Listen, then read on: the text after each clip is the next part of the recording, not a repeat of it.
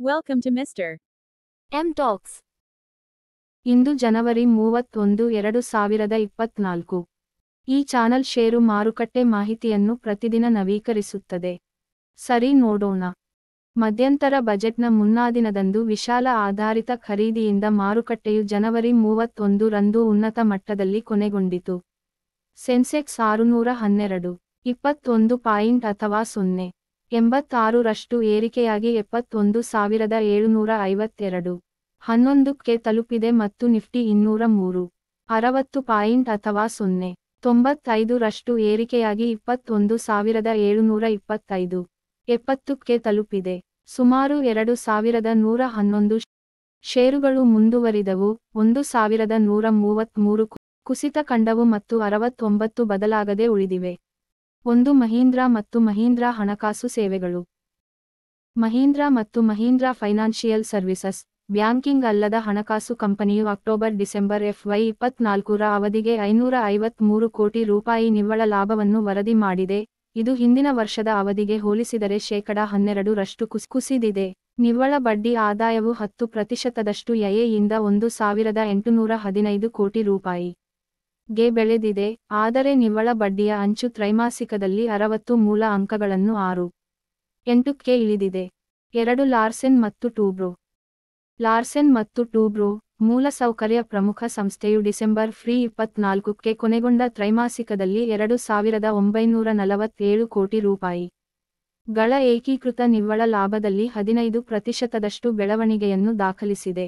ಕಾರ್ಯಾಚರಣೆಗಳಿಂದ ಕ್ರೋಢೀಕೃತ ಆದಾಯವು ವರ್ಷದಿಂದ ವರ್ಷಕ್ಕೆ 19%ದಷ್ಟು 55,128 ಕೋಟಿ ರೂಪಾಯಿ ಗೆ ಏರಿತು.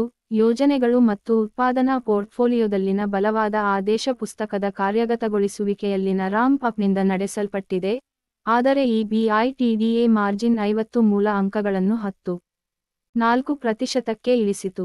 ಕ್ಯಾಲು ಎಲ್ ಮತ್ತು ಟಿ ತ್ರೈಮಾಸಿಕದಲ್ಲಿ ಗ್ರೂಪ್ ಮಟ್ಟದಲ್ಲಿ 75,990 ಕೋಟಿ ಮೌಲ್ಯದ ಆರ್ಡರ್ಗಳನ್ನು ಪಡೆಯಿತು. ಮಧ್ಯಪ್ರಾಚ್ಯದಲ್ಲಿ ಬಲವಾದ ಆದೇಶದ ಆವೇಗದ ನೆರವಿನಿಂದ ವರ್ಷದ ಹಿಂದಿನ ಅವಧಿಯಲ್ಲಿ 25% ಏರಿಕೆಯಾಗಿದೆ. 3 ದ ರೆಡ್ಡೀಸ್ ಪ್ರಯೋಗಾಲಯಗಳು. ದ ರೆಡ್ಡೀಸ್ ಲ್ಯಾಬೋರೇಟರೀಸ್, ಹೆಚ್ಚಿನ ತೆರಿಗೆ ವೆಚ್ಚಗಳ ಹೊರತಾಗಿಯೂ, ಫಾರ್ಮಾಸ್ಯುಟಿಕಲ್ ಕಂಪನಿಯು FY24 ರ ಅಕ್ಟೋಬರ್-ಡಿಸೆಂಬರ್ ಅವಧಿಗೆ 1,378.9 ಕೋಟಿ ರೂಪಾಯಿ ಗಳ ಏಕೀಕೃತ ನಿವ್ವಳ ಲಾಭದಲ್ಲಿ ವರ್ಷದಿಂದ ವರ್ಷಕ್ಕೆ 10.6% ಬೆಳವಣಿಗೆಯನ್ನು ದಾಖಲಿಸಿದೆ.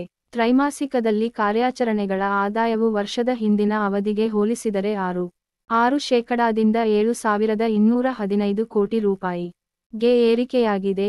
ಇದು ಉತ್ತರ ಅಮೆರಿಕಾದಲ್ಲಿ ಅಸ್ತಿತ್ವದಲ್ಲಿರುವ ಉತ್ಪನ್ನಗಳಿಗೆ ಮಾರುಕಟ್ಟೆ ಪಾಲು ಲಾಭ ಮತ್ತು ಯುರೋಪ್ನಲ್ಲಿನ ಬೆಳವಣಿಗೆಯ ಪ್ರಯಾಣದ ಮುಂದುವರಿಕೆಯಿಂದ ನಡೆಸಲ್ಪಟ್ಟಿದೆ. 4 ವಿಐಪಿ ಕೈಗಾರಿಕೆಗಳು. ವಿಐಪಿ ಇಂಡಸ್ಟ್ರೀಸ್, ಲಗೇಜ್ ಉತ್ಪಾದನಾ ಕಂಪನಿಯು ಡಿಸೆಂಬರ್ FY24ಕ್ಕೆ ಕೊನೆಗೊಂಡ ತ್ರೈಮಾಸಿಕದಲ್ಲಿ 7 ರೂಪಾಯಿ 15 ಕೋಟಿಗೆ ಕ್ರೋಢೀಕೃತ ನಿವ್ವಳ ಲಾಭವನ್ನು ವರದಿ ಮಾಡಿದೆ, ಇದು ವರ್ಷದ ಹಿಂದಿನ ಅವಧಿಗೆ ಹೋಲಿಸಿದರೆ 84%ದಷ್ಟು ಕುಸಿದಿದೆ ಮತ್ತು ಇನ್ಪುಟ್ ವೆಚ್ಚದಲ್ಲಿ ದುರ್ಬಲ ಕಾರ್ಯಾಚರಣೆಯ ಸಂಖ್ಯೆಗಳಿಂದ ಪ್ರಭಾವಿತವಾಗಿದೆ. ತ್ರೈಮಾಸಿಕದಲ್ಲಿ ಕಾರ್ಯಾಚರಣೆಗಳ ಆದಾಯವು ವರ್ಷದಿಂದ ವರ್ಷಕ್ಕೆ 3.8%ದಷ್ಟು 546.4 ಕೋಟಿ ರೂಪಾಯಿ. 5 ಸ್ಟಾರ್ ಆರೋಗ್ಯ ಮತ್ತು ಅಲೈಡ್ ವಿಮಾ ಕಂಪನಿ. ಸ್ಟಾರ್ ಹೆಲ್ತ್ ಮತ್ತು ಅಲೈಡ್ ಇನ್ಶೂರೆನ್ಸ್ ಕಂಪನಿ, ಕಂಪನಿಯು FY24 ರ ಮೂರನೇ ತ್ರೈಮಾಸಿಕದಲ್ಲಿ 289 ರೂಪಾಯಿ 55 ಕೋಟಿ ನಿವ್ವಳ ಲಾಭವನ್ನು ದಾಖಲಿಸಿದೆ, ಕಳೆದ ಆರ್ಥಿಕ ವರ್ಷದ ಇದೇ ಅವಧಿಗೆ ಹೋಲಿಸಿದರೆ 37.6% ತೀವ್ರವಾಗಿ ಹೆಚ್ಚಾಗಿದೆ. ತ್ರೈಮಾಸಿಕದಲ್ಲಿ ಗಳಿಸಿದ ನಿವ್ವಳ ಪ್ರೀಮಿಯಂ 3,293 ರೂಪಾಯಿ 6 ಕೋಟಿಗಳಷ್ಟಿತ್ತು, 14.87%ದಷ್ಟು ವರ್ಷಕ್ಕೆ ಏರಿಕೆಯಾಗಿದೆ.